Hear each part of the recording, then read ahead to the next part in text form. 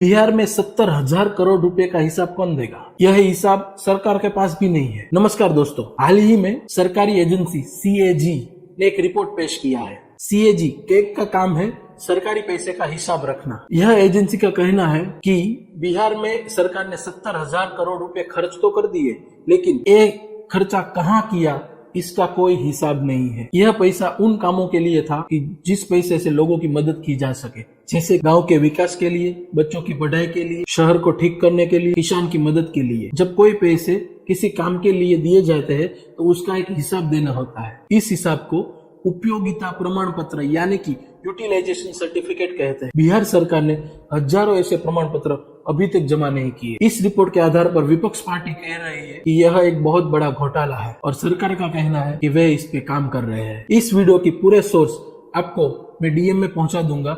आपको सिर्फ मुझे फॉलो करना है और कमेंट बॉक्स में लिखना है सोर्स। धन्यवाद।